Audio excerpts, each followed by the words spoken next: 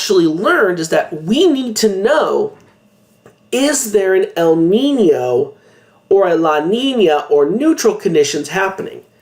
So what has actually happened is the National Weather Service, part of the National Oceanographic and Atmospheric Administration of the United States, along with the Japanese Meteorological Agency over here in Japan, decided, we really need to figure out what's going on here, and we actually want to monitor it.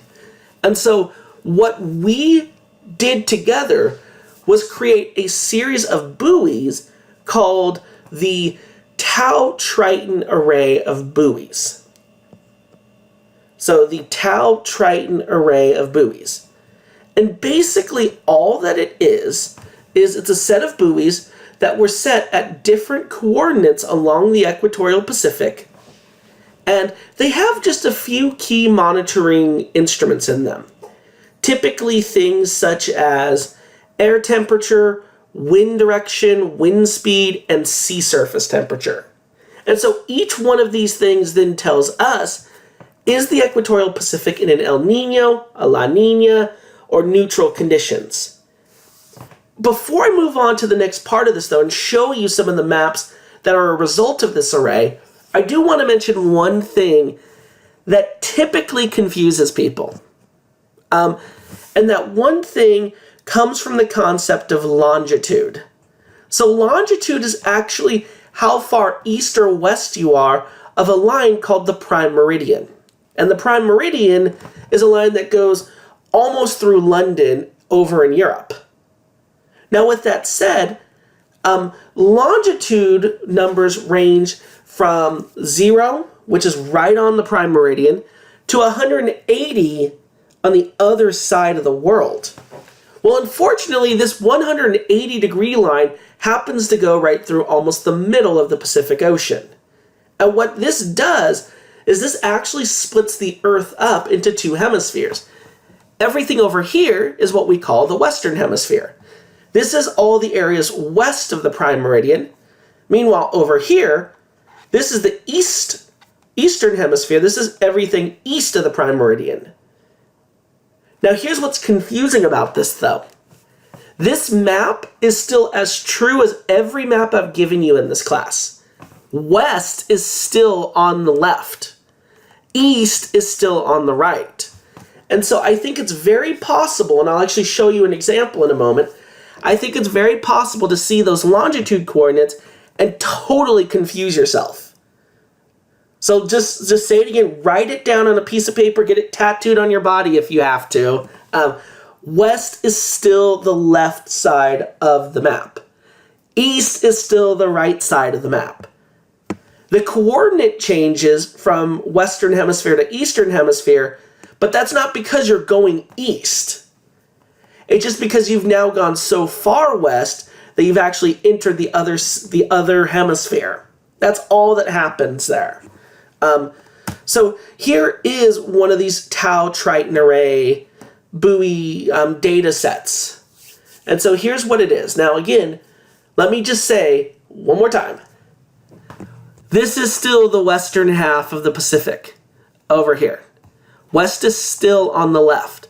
Now I know that as you continue traveling west, you notice that the coordinate changes from west to east. That's not because this over here is east, it's just because this area over here is now in the Eastern Hemisphere.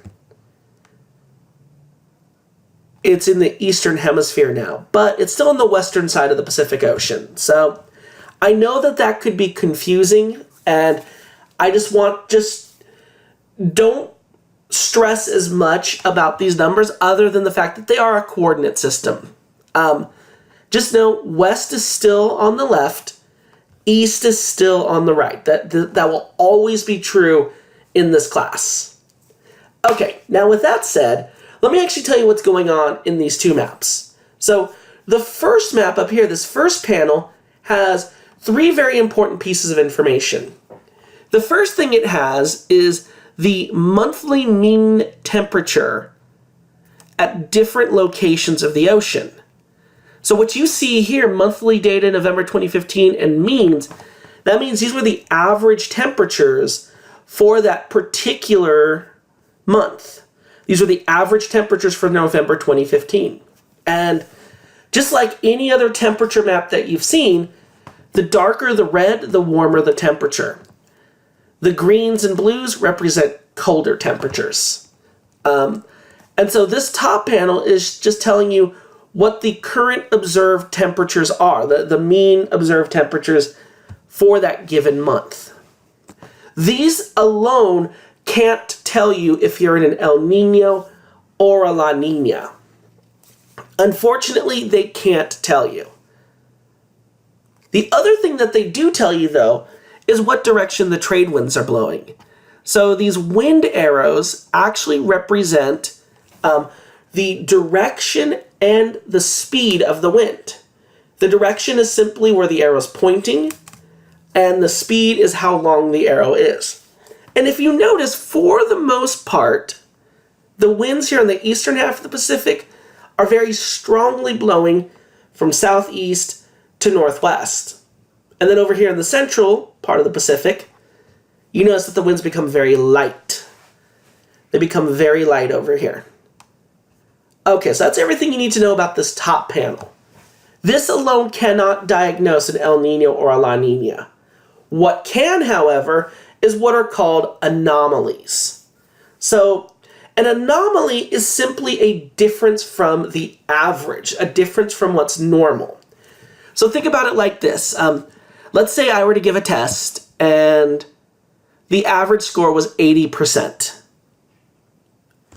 Somebody who got an 85 on the test would have a positive anomaly of 5%. They were 5% above average. Somebody who got a 75 would be 5% below average. I hope that makes sense. So when talking about anomalies, we're talking about the differences from the average. And this map down here is all that. It is the anomalies. It actually shows us where are temperatures higher than they should normally be, or where are they lower than they normally should be. And that's what we want to see when we look at an El Nino. When we look at an El Nino, we want to be able to see, okay, are the temperatures warmer than average? Are they at average, or are they cooler than average? And here's what you would look for.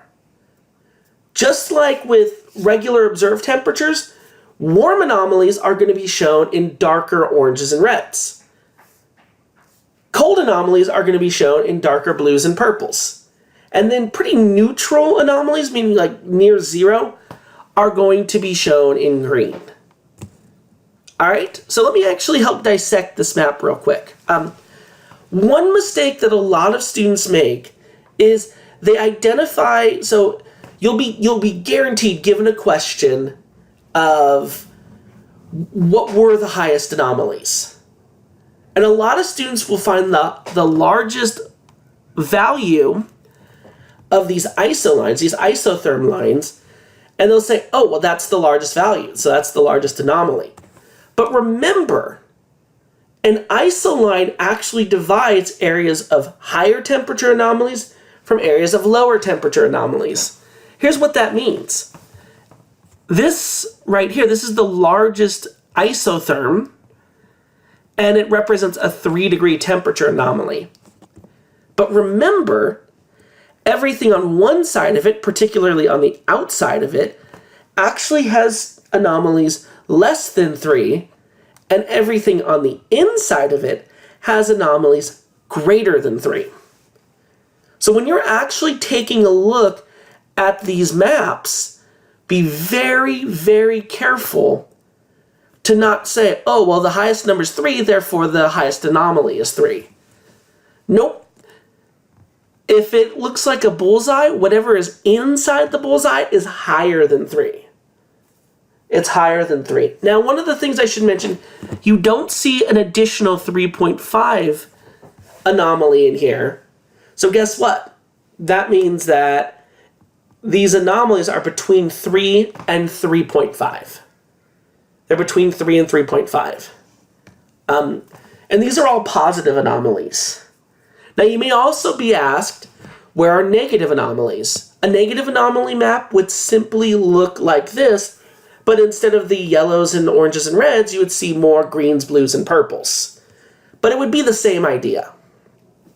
Okay, now, putting this together, when we want to identify an El Nino, we want to look for an area of large positive anomalies, specifically in the eastern part of the map. And if you take a look, we see that here. We see this large body of oranges and yellows over here on the right side of the map. That represents an area of large positive anomalies. This is a textbook El Nino case. Now, on the other hand, when we want to identify a La Nina, we would actually want to see something that looks blue over here instead of orange, yellow, and red.